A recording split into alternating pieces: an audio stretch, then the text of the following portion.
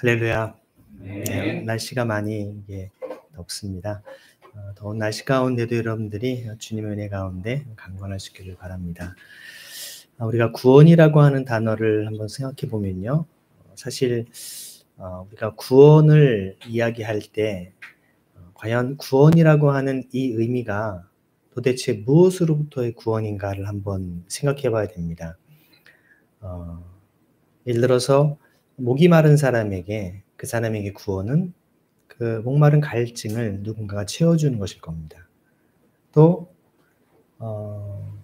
정말 배가 고프고 먹을 것이 없는 사람에게 있어서 구원은 그 사람의 배를 채워주는 양식을 함께 제공하고 또 섬기는 것이 구원일 것입니다. 병들어서 몸이 아파서 정말 고통스러워하는 사람에게 구원은 그 병이 하루빨리 깨끗이 나아서 그 병으로부터 정말 치료와 회복을 얻는 것이 구원일 것입니다. 감옥에서 억울하게 죽어가는 사람, 또 너무나 억울해하는 그 사람에게 구원은 그 감옥으로부터 억울함들이 풀어져서 다시 자신의 삶의 고향과 같은 가족이나 어떤 자신의 삶의 자리에 돌아가는 것이 구원일 것입니다. 또 정말 너무나 춥고 헐벗고 정말 입을 옷이 없는 그러한 비참한 삶을 살아가는 사람에게 구원은 바로 그에게 따뜻한 옷과 필요한 것들을 제공받는 것이 구원일 것입니다. 지금 말씀드린 모든 것들은 사실 우리의 일상에 아주 필요한 기본적인 의식주에 대한 것들입니다. 여러분, 제가 지금 나눴던 이 이야기들이 성경에 다 똑같이 주님이 말씀하신 구절 어디 생각나는 곳이 있습니까? 네, 마태복음 25장에 보면 마지막 때 주님께서 양과 염소를 쭉 나누듯이 천국과 지옥, 영원한 생명과 영원한 형벌을 받는 사람들을 주님께서 구분하실 때 그 기준이 바로 지금 제가 이야기했던 이 5가지였습니다. 우리가 구원이라고 하면 예수 믿고 천국 가는 영적으로 굉장히 거룩한 은혜를 입는 것으로 쉽게 떠올립니다. 물론 그렇습니다.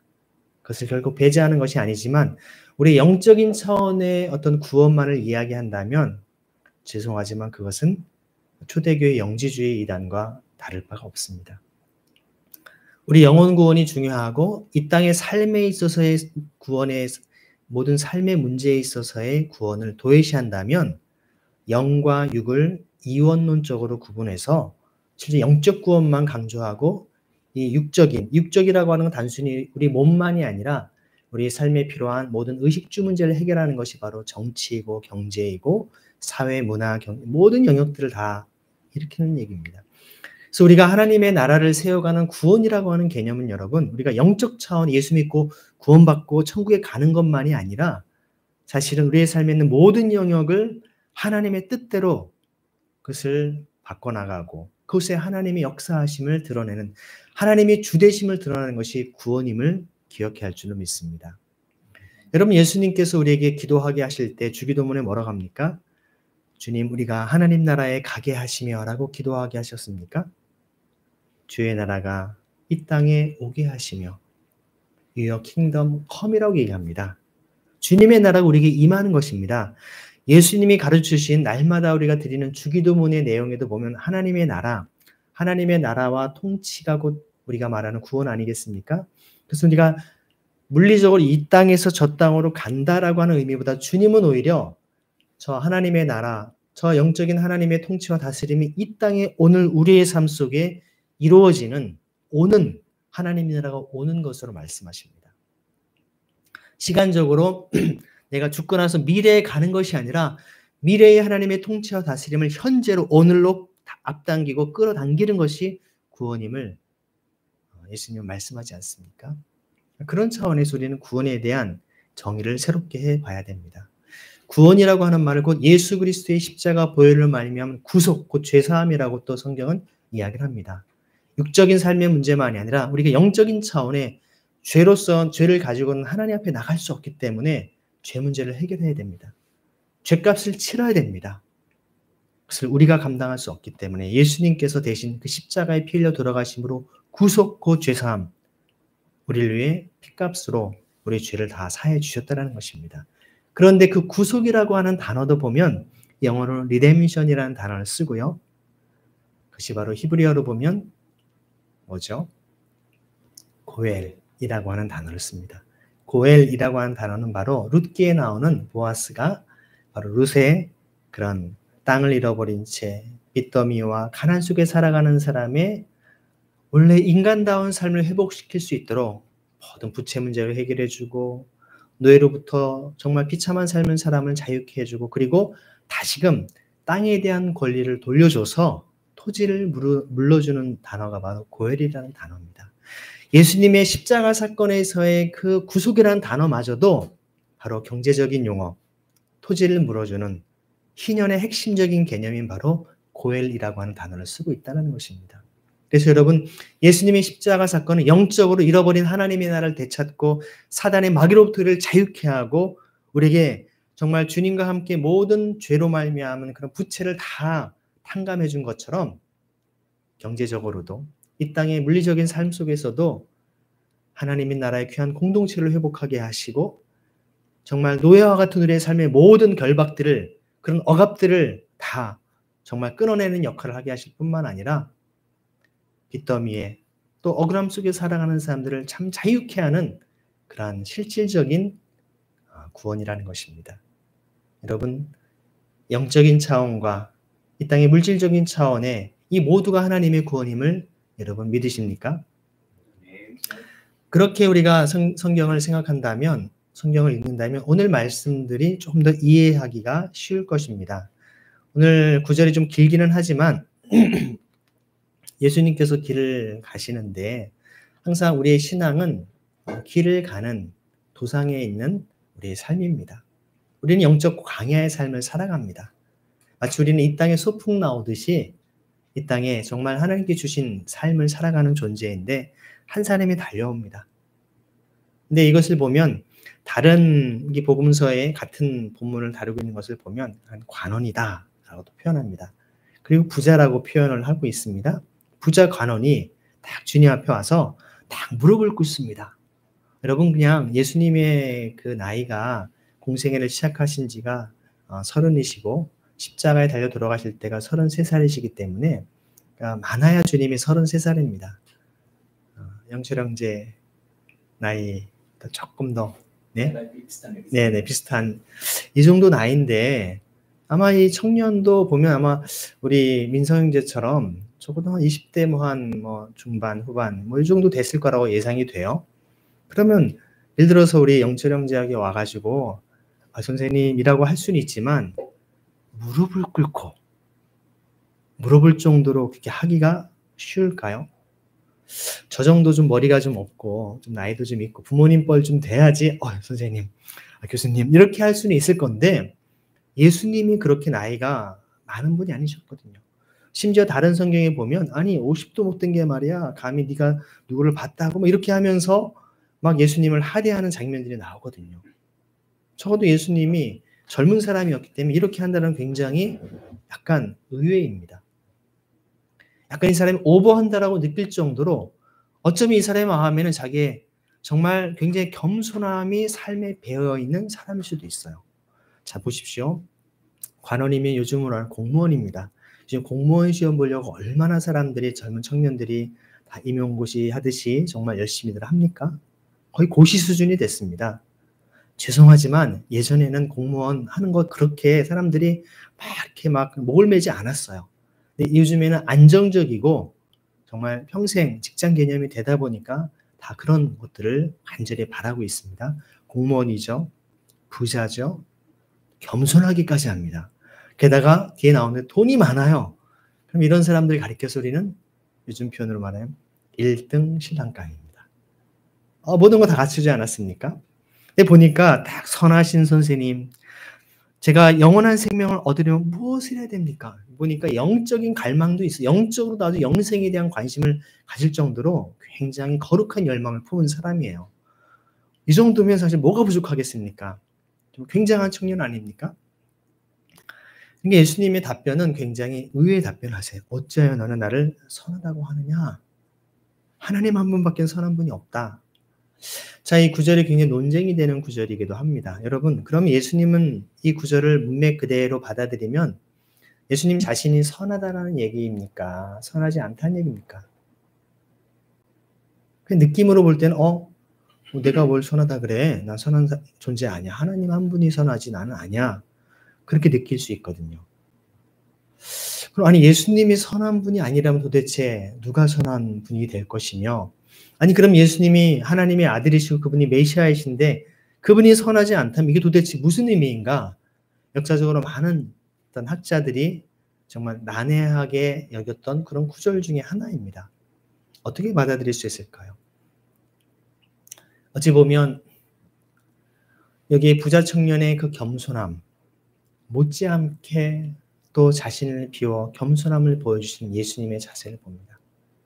다시 말하면 성부 하나님, 성자 예수님, 성령 하나님이 삼위일체 하나님의 속성과 이 사역 속에서 성자 예수님의 가장 주된 사역은 여러분, 이 땅에 와서 성부 하나님의 아버지 되신 그분이 우리의 모든 만물의 근원이 되시며 우리가 아들로서 어떻게 자녀로서 주님께 순종하고 그분을 따를지를 보여주신 주님의 본이 바로 예수님의 가장 주된 사역이었습니다. 그렇다면 성령 하나님의 주된 사역은 무엇일까요? 성령 하나님은 또한 놀랍게도 성자 예수 그리스도가 주되심을 나타내고 고백하는, 성령 충만한 사람은 예수님을 전하지 않고는 견딜 수 없는 삶을 살아가게 되는 그 특징이 있는 것입니다. 그러니 예수님께서는 늘 그의 마음 가운데는 이 sonship, 아들됨으로써 성부 하나님이 늘 나의 삶의 모든 것 되시며 그분께만 영광을 돌리는 삶을 살고자 하는 결단과 삶을 살아오신 분이십니다. 그렇기 때문에 어찌 보면 주님 자신이 선하지 않다라는 의미보다 어찌 나를 선하다고 하느냐. 선한 분은 하나님 한 분이시다. 사람이요, 많이 넘어지기 쉬운 경우가 바로 이런 때입니다. 칭찬해 주잖아요. 그러면 칭찬은 고래도 춤을 추게 한다. 이런 노래도 이렇게 책 제목이 있을 정도로 사람들은 굉장히 어떤 칭찬을 목말라하고 좋아하는데 예수님도 충분히 칭찬을 받을 만한 분입니다. 많은 사람들을 고쳐주시고 그들의 삶의 자유함과 또 귀한 말씀으로 은혜를 끼쳤기 때문에 그 정도의 칭찬 정도는 받으실 만한데 주님은 그것마저도 주님은 거절하신 겁니다. 아니야. 종종 우리 많은 사람들은 모든 스포트라이트, 사람들의 막 그 주목을, 이목을 다 집중하는데 자신이 항상 있기를 원합니다. 특별히 정치하는 분들은 이걸 아주 좋은 적기로 여기는 것이죠. 그런 것을 새를 몰아서 자신의 어떤 권력을 잡는데 활용하기도 합니다. 하지만 예수님은 자신을 향하는 그런 어떤 찬사와 자신을 향한 어떤 존경의 그런 메시지 앞에 주님은 한 발 뒤로 물러섭니다. 형제님 죄송하지만 저를 집중하지 마시고 하나님을 집중하십시오. 하나님 아버지를 바라보십시오. 여러분 삶에 끊임없이 여러분을 유혹하고 넘어뜨리려고 하는 사단의 중요한 공격 중에 하나 바로 그런 방식입니다. 여러분이 높아지고 여러분이 성공하고 여러분이 무엇인가 잘 되는 것을 야, 네가 이 정도 했으면 이 정도 찬사를 받을 만해. 너 잘한 거야? 우쭐해지고 마음이. 중요한 것은 그 자체가 문제가 아니라 주님께 돌려야 할 영광을 내가 다 가로채는 그런 죄를 범할 수 있다는 것입니다. 주님은 이러한 순간 속에서도 하나님 아버지만이 참 선이심을, 여러분 선이라고 하는 것은요, 착한 일을 하는 것이 선이라고 우리는 생각할 수 있습니다. 하지만 선이라고 하는 것은 하나님의 속성입니다. 하나님 그분이 곧 선이십니다. 하나님의 말씀대로 순종하는 삶이 선입니다. 그냥 마음이 착하고 이게 선이 아닌 것이죠. 말씀에 따라 순종하는 삶. 악은 반대로 하나님의 말씀에 순종하지 않는 삶을 악이라고 말할 수 있습니다. 그러니까 예수님은 말씀하십니다. 너는 계명을 알고 있을 것이다. 자, 살인하지 말아라. 간음하지 말아라. 도둑질하지 말아라. 거짓 증언하지 말아라. 속여서 빼앗지 말아라. 내 부모를 공경하지 말아라. 하여라 하지 않았느냐 하면서 주님께서 10계명 중에 하나님에 대한 계명보다도 오히려 이웃사랑에 대한 계명들을 쭉 얘기하십니다. 조금 차이점은 보통 내 부모를 공경하라가 가장 먼저 나올 법한데 오히려 예수님은 그것을 맨 뒤로 빼시고 그리고 살인하지 말라라고 하는 것을 제일 먼저 이야기하십니다. 주님이 말씀을 잘 이해를 못하셔서 순서를 잘못 외우고 계셨을까요? 아니면 주님이 이 부자 청년 앞에서 무언가 강조하고 싶은 것이 있지 않았을까요? 결론적으로 미리 말씀드린다면 이 부자 청년 지금 살인하고 있습니다. 아니요. 어디 살인한다는 얘기가 나옵니까? 조금 더 살펴보면 그 의미가 나옵니다. 살인하지 말아라. 사람을 죽이는 것이 살인입니다. 사실 예수님께서는 뭐라고 얘기하십니까? 어떤 우리가 행동을 통해서 나타나는 것만이 이 죄라고 얘기하지 않으십니다. 여러분, 율법과 복음을 얘기합니다. 우리가 복음을 이야기할 때 율법은 사람이 뭔가 행했을 때 나쁜 짓을 하면 거기에 처벌하는 것이 율법의 중요한 하나님의 심판의 도구가 됩니다. 복음은 이 율법을 통해서 우리가 죄를 깨닫고 이 죄를 씻어준다라고 얘기하지 않습니까? 하지만 이 율법이 하나님의 사랑과 은혜로 계명이 되는, 사랑의 계명이 되는 순간 이 복음의 능력은 우리로 하여금 그 죄를 끊어내고 죄를 뿌리 뽑을 수 있는 힘을 주시지만 그 죄를 뿌리 꽂고 끊어내는 그 영역은 단순히 겉으로 드러나는 행동만이 아니라 우리의 언행심사라고 하죠. 말과 행동과 그리고 심사, 마음과 생각까지도 주님은 다 꿰뚫어 보신다고 말씀하십니다. 예수님은 다른 곳에서 뭐라고 말씀하십니까? 형제를 나가라고. 형제에게 욕하는 사람, 미워하는 사람 이미 살인했다라는 거예요. 여러분은 여러분 가운데 이 살인죄에 해당되지 않는 사람이 누가 있겠습니까? 예수님은 하나님께서 우리에게 율법을 주신 그 이유와 목적이 무엇인지 근원적인, 우리가 어떻게 해야 구원을 받는지에 대한 근원적인 주님은 율법의 해석을 새롭게 하고 계신 것입니다. 모세는 너에게 이렇게 얘기했느냐? 나는 너에게 다시 말한다. 하나님의 계명의 본질은 이것이다라고 주님 말씀하고 계시는 겁니다. 살인하지 말아라. 간임하지 말아라. 여자를 보고 음욕을 품는 거 이미 가능했다는 겁니다. 마음만 먹어도 벌써 죄를 저지른 것과 똑같다라고 하는 것입니다. 그 엄중한 하나님의 잣대와 기준 앞에 누가 감히 나는 죄 없노라고 얘기할 수 있겠습니까? 도둑질하지 말아라. 거짓 증거하지 말아라. 속여서 빼앗지 말아라. 내 부모를 공경하여라 하지 않느냐. 그러니까 그는 아직 예수님의 그러한 주님의 하나님의 사랑의 계명의 의미를 충분히 깨닫지 못한 청년이었기 때문에 그렇겠지만 뭐라고 합니까? 선생님, 저는 이 모든 거 어려서부터 다 지켰습니다.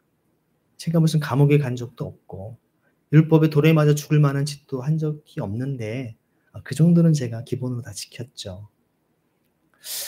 고린도전서 10장 12절 말씀에 보면 이런 구절이 있습니다. 너희가 선줄로 생각하거든 넘어질까 조심하라.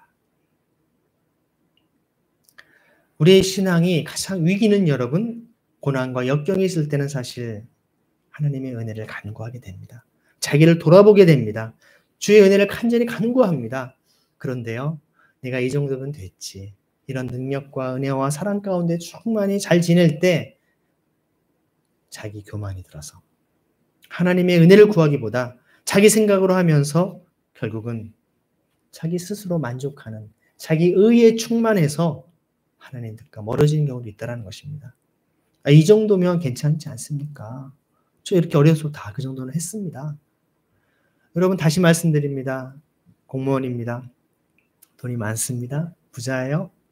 또 영생에 대한 관심도 있어요. 율법적으로 하나도 흠없이 자라왔습니다. 정말 우리 헌법에 보면 무흠입교인이라는 말이 있습니다. 집사가 되거나 권사나 장로가 될 때, 목사가 될 때 항상 거기에 단서 조항이 있어요. 무흠입교인. 그 말 굉장히 무서운 말입니다. 우리가 예를 들어서 교황 무엇이라는 말을 우리가 천주교를 마치 저런 게 있으니까 이단 아니냐라고 얘기합니다. 교황은 천주교 교리로 얘기하면 교자직권상에 무흠하다라고 얘기하는 겁니다. 교황이 공식적인 석상에서 하는 모든 선포하는 말들은 오류가 없다. 교황 무료설 이런 얘기를 하거든요. 이걸 비판하면서 오히려 개신교의 우리 교단 헌법에 보면 모든 성도들 다 무흠입교인이라고 써놓습니다. 여러분 무흠하십니까? 흠이 없으십니까? 여러분 집사, 권사, 여러분의 성도로서 정말 아무런 흠이 없습니까? 이런 모습 속에서 예수님은 그를 눈여겨보시고서 사랑스럽게 여기셨습니다. 제가 만약 이 정도 상황했으면 저 친구 참 교만하네. 굉장히 주님은 그 사람의 마음을 꿰뚫어 보시지 않습니까? 그런데도 주님은 그를 사랑스럽게 여기십니다. 저의 마음껏 주님, 제가 삶을 살아가면서 가족, 또 친지, 주변의 이웃들, 만나는 모든 학생들을 대할 때 때로는 그 학생이나 주변 사람들이 문제가 있거나 어려움이 있거나 때로는 저를 힘들게 하거나 괴롭힌다 할지라도 예수님처럼 정말 눈여겨보고 사랑스럽게 여길 수 있는 은혜를 베풀어 주옵소서 기도하곤 합니다. 여러분의 삶에도 그런 기도가 있기를 소망합니다. 눈여겨보고 정말 사랑스럽게 여긴다라고 하는 것이 하나님 나라의 통치 원리인 공평과 정의, 미슈파토와 쯔다까라고 하는 마음을 같이 하는 바로 쯔다까입니다. 주님은 교만한 사람이나 아주 절망 속에 있는 사람 누구나 다 그들의 마음을 같이 공감해 줍니다. 그렇지, 그렇지. 형제의 생각에는 아무 흠 없이 살아왔다고 생각하지, 그렇지. 충분히 이해해. 그래, 그래, 괜찮아. 그럼 주님은 거기에 이제 내가 한 개 부족한 게 있어. 우리 표현을 하면 2% 부족하다는 거예요. 하나 부족한 게 있는데 그거 가서 이제 내가 가진 거 다 팔아서 가난한 사람들 줘라. 그러면 내가 하늘에서 보화를 다 차지할 거다. 그리고 나를 따라라. 여러분 팔로우미라고 하는 주님을 따르라고 하는 이 명령 한번 생각해 볼까요? 인류 역사상 우리가 지금도 70억, 80억 얘기합니다. 얼마나 많은 인구가 태초부터 지금까지 태어났다 죽었겠습니까? 그런데 그 수많은 인구 중에 수많은 사람 중에 2000년 전 그 갈릴리에서 하나님의 아들이신 예수님으로부터 직접 너는 나를 따라라. 내 제자가 되라라고 하는 요청을 받은 사람이 과연 몇 명이나 되겠습니까? 그렇지 않나요? 여러분 예수님께 집중 여러분이 너 나를 따라와라. 다른 성경 구절을 보면요. 예수님 따라가겠다 하는데도 주님은 뒤도 돌아보지 않으세요. 굉장히 매정하세요. 주님 제가 주님 따라가겠습니다 했더니 뒤도 돌아보지 않으시고 다른 사람한테 너 나 쫓으라 얘기하세요. 얼마나 기분 나쁘겠어요. 주님을 따르는 것은 내가 선택하는 것이 아님을 주님 보여주시면 주님이 우리를 선택해 주시는 것입니다. 오늘 얘기하는 구원이 바로 그런 거예요. 구원은 내가 구원해 주세요 한다고 되는 게 아니라 하나님을 건져 주시는 것입니다. 태평양 한가운데 우리가 아무런 보트나 아무런 도구도 없이 빠져있다고 생각해 보십시오. 그냥 죽는 겁니다. 하나님이 건져 주셔야만 사는 것처럼 구원은 바로 그런 것입니다. 나를 따르라. 인류 역사상 이렇게 엄청난 특권이 주어진 이 주님의 부름 앞에 부자 청년의 반응은 어땠을까요?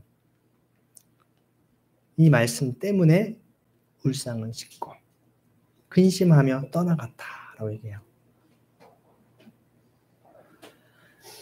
아니 예수님께서는 이 부자 청년이 어떻게 하면 영생을 제가 얻겠습니까? 라고 말하니까 주님은 그래? 그러면 너 율법을 다 지켰어? 사실 앞에 주님이 말씀 율법은 하나님을 정말 사랑하고 이웃사랑, 다른 율법학자가 물어보거든요. 율법에 정말 가장 중요한 게 뭡니까? 했더니 하나님 사랑과 이웃사랑을 얘기하시거든요. 그러니까 사실 율법학자는 하나 가장 중요한 게 뭐냐 했는데 주님 2개 얘기하셨어요. 근데 율법학자가 2개 말고 하나만이 이렇게 얘기하지 않죠. 그냥 옳습니다 해요. 그 얘기는 유대인들도 하나님 사랑과 이웃 사랑이 떨어져 있지 않고 하나의 말씀이라는 것을 알고 있다는 거예요. 하나님을 사랑하노라 하면서 이웃들을 향한 사랑에 실천하지 않는다면 하나님 사랑하는 사람이 아니라는 겁니다. 내가 그리스도인임을 나타내봐라. 내가 하나님의 자녀임을 나타내봐라. 회개에 합당한 열매를 맺어라. 세례요한이 얘기하지 않습니까? 이게 바로 그리스도의 진정한 구원의 모습이라는 거예요. 그러니 가난한 사람들. 아까 주님의 말씀 살인하지 말아라. 지금 절망과 고통 속에 죽어가는 사람들을 향하여서 그들을 생명으로 이끄는 삶을 네가 살아가라. 네가 가지고 있는 재물 부자이기 때문에 불필요할 수 있고 다 쓰지 않아도 되는 어쩌면 낭비하고 허랑방탕할 수 있는 그런 돈들이지만 누구에게는 절박하고 절실한 돈일 수 있기 때문에 그 한 푼이라도 있다면 정말 굶지 않고 그 아픈 몸을 고칠 수 있는 그런 소중한 것이기 때문에 함께 공유하고 함께 나누고 베풀라는 것입니다. 그거 내게 아니고 그 사람들의 몫이니까 돌려주라는 것입니다. 그런데 이 부자 청년은 그것을 거절하고 근심하며 울상에 대해서 떠나갔습니다. 오늘도 여러분 죄송하지만 교회에 수많은 성도들이 교회를 왔다 갔다 합니다. 예수님을 믿지 않는 사람들에 대해서는 제가 얘기하지 않겠습니다.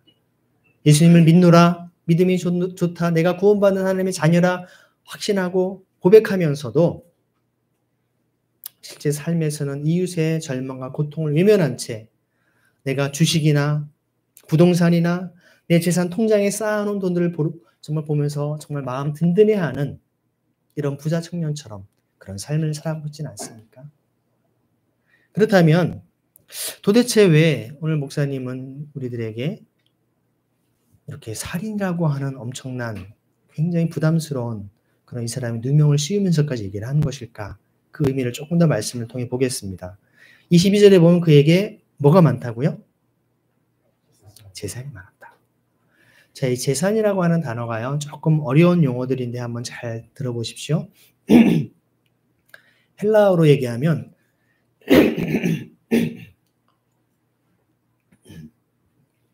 신약 성경에 헬라어로 쓰여 있었거든요. 헬라어로 보면 재산에 해당하는 단어가 두 가지가 있습니다. 크레마라고 하는 단어가 있고요. 또 하나는 크테마라고 하는 단어가 있어요. 근데 여기에 쓰인다는 크테마라고 하는 단어, 끝테마라고 발음을 합니다. 이 끝테마는 어떤 것이냐면 단순한 재산이 많은 사람이 아니라 그 당시 대토지라든지 포도농장, 무화과 농장, 이렇게 농장을, 대토지 농장을 소유한 사람, 땅을 많이 가지고 있는 사람을 표현할 때 이 끝테마라고 하는 단어를 씁니다. 그러면 이 부자 청년은 뭘 많이 가지고 있다는 얘기입니까? 땅을 가지고 있다는 얘기입니다. 경제적인 용어로 쓰면 대지주라는 얘기입니다. 우리는 사실 공산주의를 경험하면서 괜히 그런 용어 쓰는 거 부담스러운 면이 없지 않아 있습니다. 근데 사실 제가 최근에 연구하고 있는 알렉산드리아의 클레멘스라고 하는 한 200년대의 인물입니다. 굉장히 알렉산드리아 초대 동방교회 중요한 지도자였는데요. 그분이 성경을 주석하고 한 글을 보니까 이 똑같은 본문에 이 재산 앞에 한 단어가 더 들어있었어요. 헬라어로. 아그라라고 하는 단어. 여러분, agriculture라고 하는 영어 단어 있죠? 어떤 우리가 농업이라고 하는 단어 쓸 때 그게 바로 아그라라고 하는 단어가 바로 헬라어에서 온 건데 바로 땅이라는 얘기입니다. 즉 200년대 초대교회의 동방교부로서 그가 사용했던 성경 여기에 어떤 단어가 더 들어있었냐면 땅과 재물이 많은 거로 써 있었습니다. 그런데 모르겠습니다. 성경이 여러 버전들이 많습니다. 여러 가지를 이렇게 다 필사본이다 보니까 우리 원본은 우리에게 남아있지 않고요. 다 사실 사본들만 남아있어요. 근데 어찌됐든 중요한 여기에 땅이라는 단어가 삭제가 됐어요. 저는 이것을 한번 추정을 해보면 아무래도 교회가 어떤 국교화되고 또 이제 교황의 권한이 이제 막강해지면서 교회 지도자들이, 교회 어떤 목회자들이 대토지를 사유하는 장본인이 되어 있었습니다. 중세시대 그것을 우리 가리켜서 대토지 사유제, 라티푼디움이라는 단어를 쓰지 않습니까? 그러다 보니 이런 성경 구절이 굉장히 불편한 진실일 수 있는 구절이었겠죠. 그러다 보니 사본을 필사할 때 어떤 건 없을 수도 있었을 겁니다. 아니 빠뜨렸을 수도 있고 나중에는 어찌 보면 의도적으로 빼지 않았을까 싶을 정도로. 놀라운 사실은 그럼에도 불구하고 그 뒤에 쓰인 단어도 대토지를 사유한 사람한테만 사용하고 있다는 것입니다.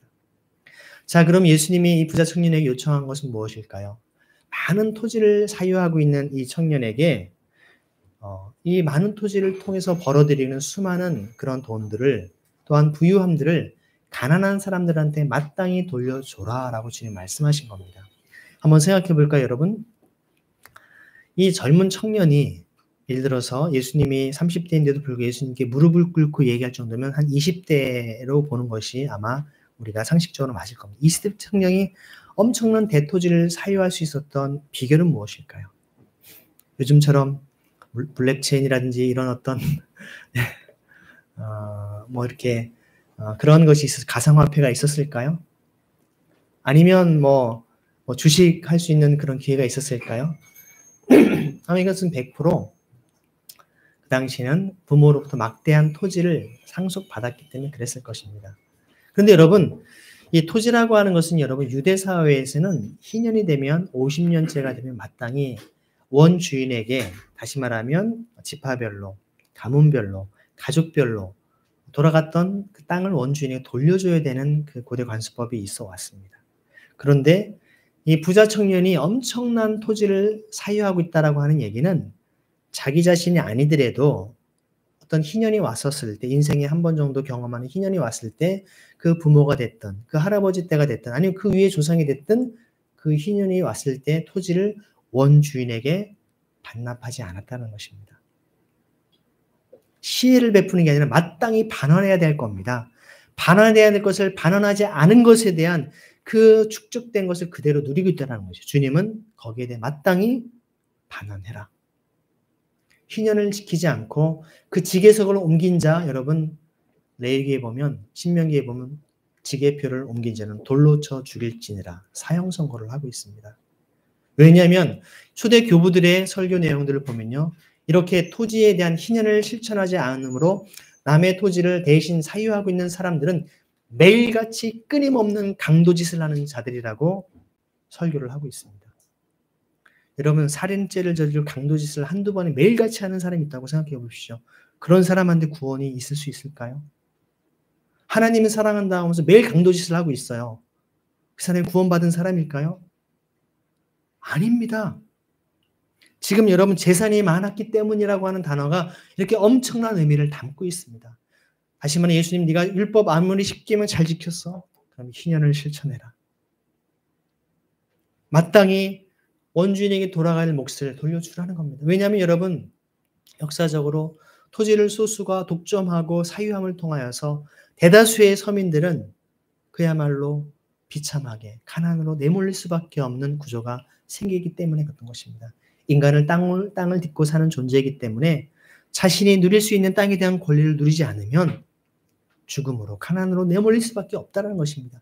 살인죄보다 더 악한 죄라고 이야기하고 있다는 것이죠. 그래서 주님은 살인하지 말아라.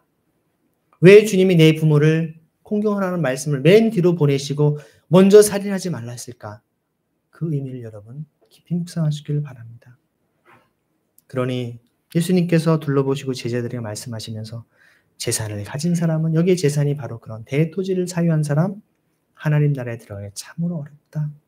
참으로 어렵다라는 말 가운데에는 완전 불가능하다, 못 간다라는 말로도 이렇게 볼 수도 있겠지만 한편 약간의 가능성도 있는 것 같아요.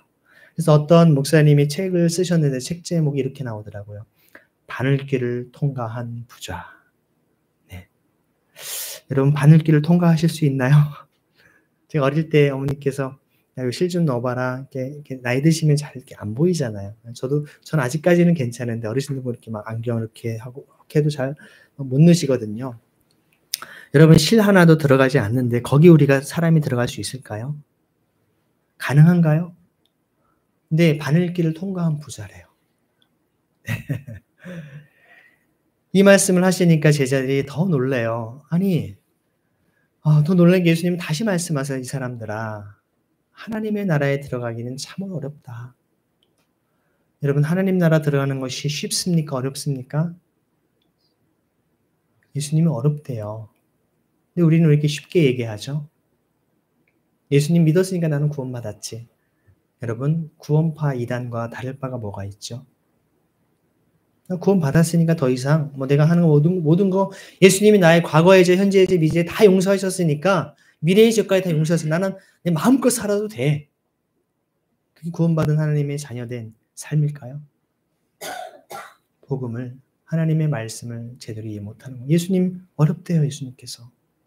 제자들도 예수님을 다 모든 것을 버리고 예수님을 따랐던 제자들도 이거 누가 구원받겠냐 이러고 있어요. 여러분, 다시 말씀드립니다. 예수님과 함께했던 12 사도들도 우리가 어떻게 구원받을 수 있을까? 누가 서로 구원받겠냐? 오늘 말씀 제목처럼 그렇다면 누가 구원을 받을 수 있겠는가? 예수님 옆에서 예수님을 바라보고 있는 그들이, 주님의 모든 것을 버리고 따르는 그들도 도대체 누가 구원받겠는가? 이렇게 두렵고 떨리는 마음으로 있었어요. 근데 여러분이 구원을 장담하실 수 있다고요? 어떻게 우리 그런 얘기를 할 수 있을까요? 예수님 말씀하세요. 부자가 하나님의 나라에 들어가는 것보다 낙타가 바늘귀로 지나가는 것이 더 쉽다.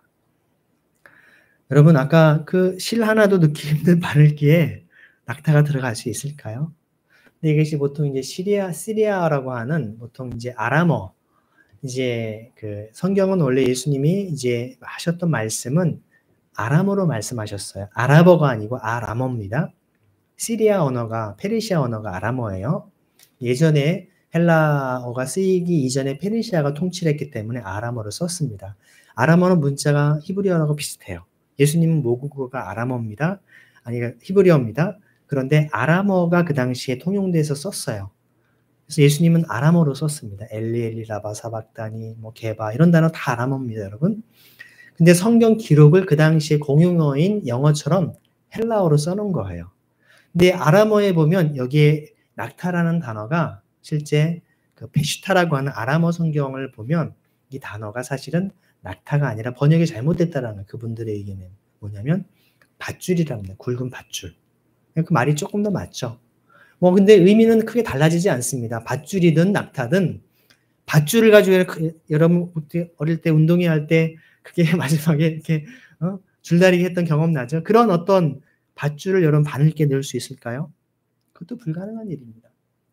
낙타가 됐든 그런 큰 굵은 어떤 밧줄이 됐든 동일한 사항은 낙타든 이 바늘개에 들어갈 수 없다라는 것입니다. 불가능하다라는 것입니다. 여러분 이 지점에서 우리는 예수님의 말씀의 의미를 다시 한번 살펴봐야 됩니다.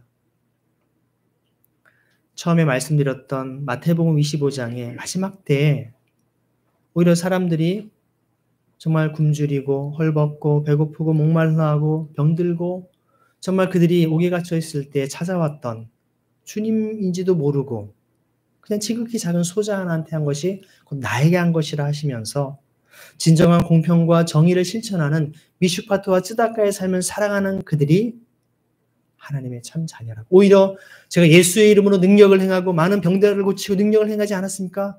난 너 도무지 모른다. 이 불법을 행하는 자에게서 떠나가라. 불법자로 쫓겨난다는 것입니다. 여러분 예수 믿는다는 것이 어떠한 의미인지를 명확히 여러분 기억하시기 바랍니다. 도대체 누가 구원을 받을 수 있는지 오늘 말씀해 보면 희년을 실천하지 않는 사람, 이웃의 절망과 고통을 외면한 채 자기의 재산을 쌓아놓고 자기 배만 불리는 사람, 주님의 말씀의 기준에는 구원받을 수 없다는 것입니다. 그리스도인은 우리 안에 그리스도가 함께하는 사람입니다. 그리스도의 심장을, 그리스도의 손과 발을, 그리스도의 마음과 시각을 가지고 있는 사람이라면 절망과 죽음과 고통 속에 있는 사람들 향해 나아가지 않는다면 어찌 우리가 그리스도인이라고 말할 수 있겠습니까? 제자들이 더 놀라서 그렇다면 누가 구원을 받을 수 있겠는가라고 얘기합니다. 우리가 함께 예배드리고 함께 서로 나눔을 가질 때 제가 이런 거 잘했습니다. 감사합니다. 이런 얘기도 필요하지만 이러한 제자들이 하는 도대체 누가 구원을 받을 수 있겠는가? 사도 베드로가 말씀을 선포할 때 어찌할꼬 우리가 어떻게 해야 되는가? 그런 우리가 가슴을 치며 탄식할 수 있는 그런 삶의 고백이 내면 깊은 곳 속에 우리 내면을 울리는 그런 탄식과 우리의 고백이 나와야 되지 않겠습니까? 예수님은 마치 부자 청년을 바라보신 것처럼 또 그들을 눈여겨보시고 불쌍히 여기시고 마음을 같이 하시며 찌닦아 하시면서 말씀하십니다. 사람에게는 불가능하나 하나님께는 그렇지 않다. 하나님께는 모든 일이 가능하다. 하나님이 역사하시면 그 완악하고 강팍했던 사람의 마음도 다 녹여내시고 그 물질의 탐욕이 돼서 물신숭배에 빠져 살아가는 그 부자라 할지라도 하나님의 은혜를 주시고 성령으로 충만케 하시면 그 탐심을 다 끌어내게 하시고 이웃의 아픔과 고통을 바라보며 안타까워하며 자기의 시간과 재물과 물질을 다 내어놓을 수 있는 삶을 살아간다는 것입니다. 여러분의 삶에 시간의 얼마를 이웃사랑을 위해 실천하고 있습니까? 여러분의 물질, 여러분이 받는 월급, 여러분들의 돈 속에, 용돈 속에 몇 프로를, 얼마를 이웃사랑을 위해 사용하고 있습니까? 예수님 말씀하십니다. 내 물질이 있는 곳이 내 마음이 있는 곳이다. 여러분 어디에 돈을 가장 많이 사용하고 있습니까? 먹는 것입니까? 그럼 여러분 먹는 데 마음이 있는 겁니다. 통장에 쌓아놓는데 가장 많은 돈을 넣습니까? 재물로는 쌓아놓는 게 아닙니다. 사용하는 것입니다.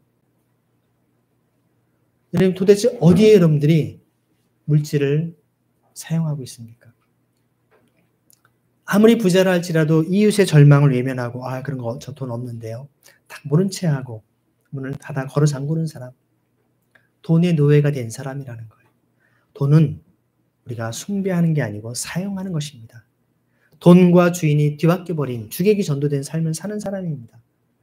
내가 돈의 주인이라면, 내가 돈을 사용하는 사람이라면 어려운 사람, 절망 있는 사람은 기꺼이 사용하는 겁니다.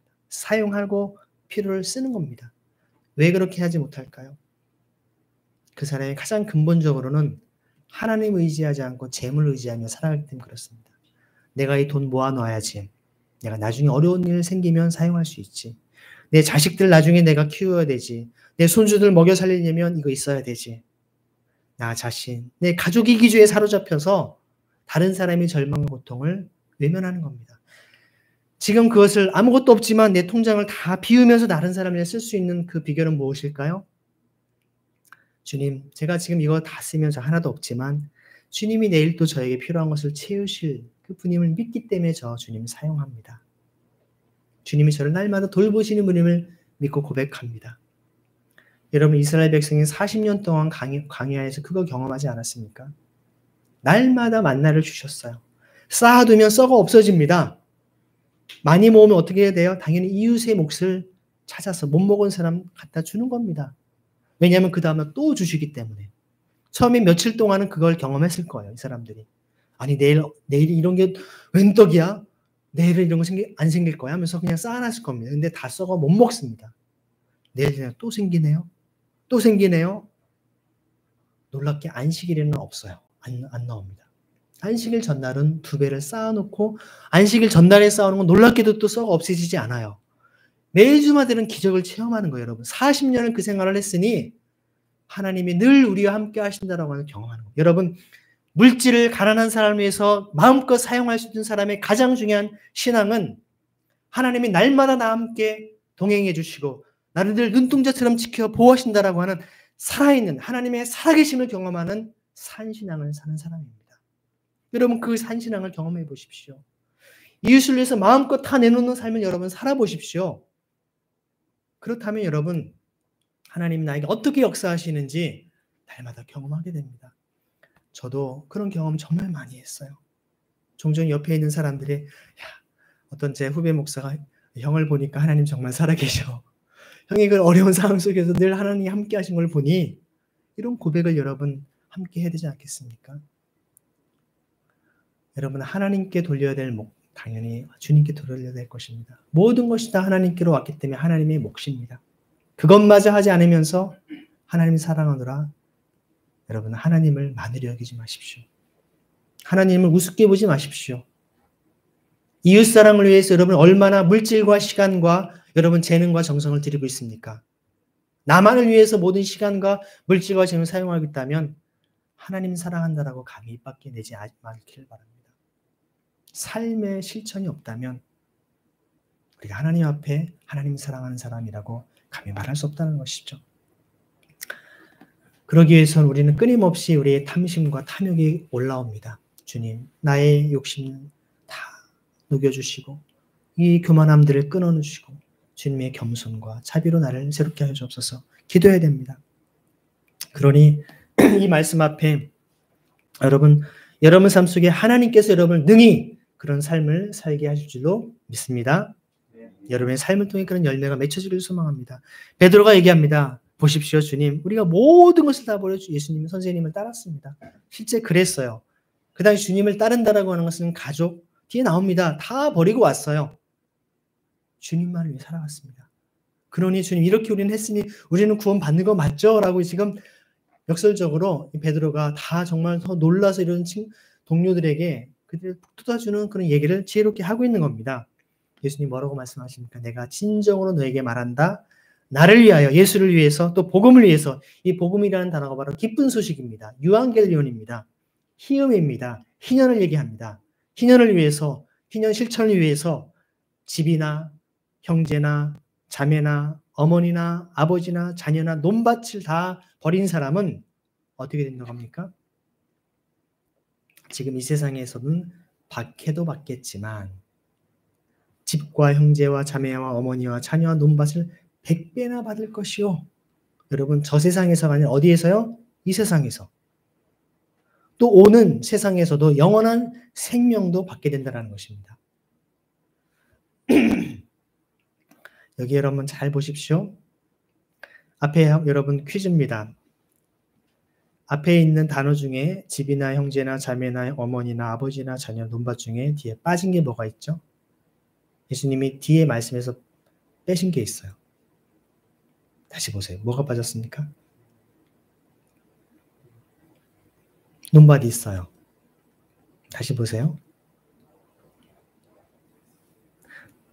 집은 건물이죠. 논밭은 토지예요. 땅이에요. 형제, 자매, 어머니, 아버지, 자녀. 보니까 형제, 자녀, 어머니, 자녀. 뭐가 빠졌어요? 안 보이시나요? 아버지가 빠져 있어요. 이게 어찌 된 일이죠? 예수님이 실수하셨을까요? 그냥 뭐 대충 똑같은 거니까 여러분 생각하셨습니까?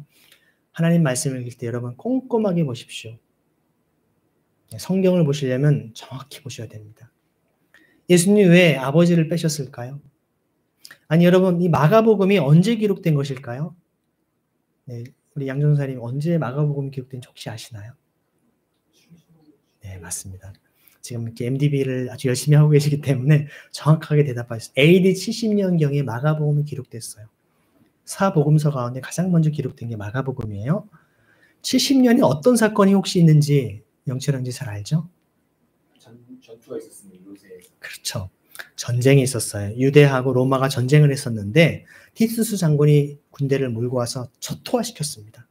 66년부터 70년까지 전쟁이 있었는데 70년에 마사다 행장을 최후로 해서 유대인들이 자결하면서 저 이방인의 할례받지 못한 자들의 더러운 칼에 죽느니 내가 자결하겠다. 다 그들이 자살하면서 끝났어요. 그 당시에 전쟁에 나갈 만한 남자는 다 죽었습니다. 그때 70년에 마가복음이 기록된 거예요. 여기 지금 물론 예수님과 제자들은 AD 30년대에 지금 말씀을 나누고 있었어요. 여러분 성경은 AD 70년에 그 당시 구전된 것들을 기록, 문서, 성문화를 한 거거든요. 그 시대상을 반영한 겁니다. 마가복음을 기록한 이 저자는 아버지라고 감히 쓸 수 없어요. 지금. 예수 믿고 들어오면 다 모든 것 함께 더 풍성히 100배나 받는다. 30배, 60배, 100배 주님 말씀하셨잖아요. 가장 100배. 어린아이들 가장 큰 숫자가 100이에요. 100점, 100점. 100이 제일 큰 숫자예요. 충분히 모든 걸 받는데 아버지는 없어요. 왜요? 전쟁에서 남자들이 다 죽었습니다. 그래서 어린아이들, 여성들, 과부, 고아 그렇게 판을 치는 세상, 다 정말 먹을 것도 없는 그런 상황이에요. 그런데 예수님을 위해서 복음을 위해서 모든 것 다 헌신하고 나오면 100배나 더 그리스도 안에서 진정한 형제요 자매 참 가족을 만나게 된다라고 지금 말씀하는 겁니다. 부자 청년은 자기의 그런 많은 땅을 의지하고 재물을 의지하는 삶을 살았지만 여러분이 정말 주님을 의지하는 삶을 살아간다면 진정한 복을 누리게 될 줄 믿습니다. 여러분 육신의 가족만이 가족이 아니에요. 우리가 아까도 형제의 모습 속에 보이는 하나님의 형상 아들아 이런 차이들 우리가 막 하지 않습니까? 그러니까 형제 자매 우리가 그리스도 안에서 정말 혈맹이 아니라 피로 맺은 관계가 아니라 영적으로 하나님으로부터 한 형제와 자매임을 다시 여러분들이 고백하시기 원합니다. 그래 주님께서 첫째가 꼴찌가 되고 꼴찌가 첫째가 되는 사람이 많을 것이다. 다음번에 제가 말씀할 때 그 이어서 본문을 더 깊이 있게 나누기를 원합니다.